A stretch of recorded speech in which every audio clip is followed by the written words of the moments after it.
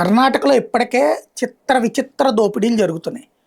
కొత్త దోపిడీ ఏంటంటే, ఇప్పుడు మనం చాలామంది ఇల్లు కట్టుకునేటప్పుడు పార్కింగ్ కోసం ప్లేస్ పెట్టుకోరు. ఎందుకయ్యా అంటే, పార్కింగ్ కోసం ఆ పెట్టే ప్లేసు ఇంకో గది కింద పెట్టుకోవచ్చు కదా అనుకుంటారు. వాళ్ళుగా కట్టించుకునే కొంతమంది మాత్రం పెట్టుకుంటారు. కొనుక్కునేటటువంటి వాళ్ళకి సాధారణంగా ఈ ఫెసిలిటీలు తక్కువ ఉంటాయి. అందులో బెంగళూరు టౌన్ లాంటి చోట్ల రోడ్ల మీదనే పార్కింగ్ చేసుకుంటారు.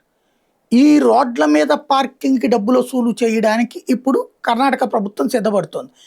40 గంటల పాటు పార్కింగ్ ఉంటే గంటకి రూ. 40 కేటగిరీ సి రోడ్లలో. కేటగిరీ బి రోడ్లలో గంటకు రూ. 60 కేటగిరీ ఏ రోడ్లలో రూ. 80 ఇది టూ వీలర్‌కి అయితే గనక రూ. 20 20, 30, 40 ఆ ఏరియాలని బట్టి.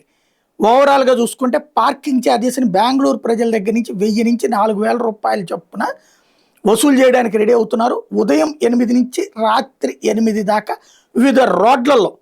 ఇందులో మంత్లీ పార్కింగ్ పాస్ తీసుకుంటే గనక 50% డిస్కౌంట్ అంట. అంటే రోడ్లు అద్దెకిచ్చేస్తారనమాట ఇక పార్కింగ్‌కి. మామూలుగా తెలివైనోళ్ళైతే ఏం చేయాలా?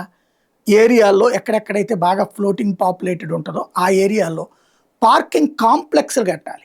ఇప్పుడు దుబాయ్ కానీ, సింగపూర్ కానీ అట్లాంటి చోట్ల ఏంటంటే కాంప్లెక్స్‌లోకి తీసుకెళ్ళి పెట్టేసేస్తాం. అక్కడ దానంతట అది పార్కింగ్‌లోకి వెళ్ళిపోతుంది. అట్లాంటివి ఏమైనా కట్టి దానికి ఛార్జ్ వసూలు చేస్తున్నామంటే ఒక అర్థం ఉంది. కానీ మన ఇంటి బయట పెట్టుకుంటే కూడా వాడికి ఛార్జీ కట్టాలట.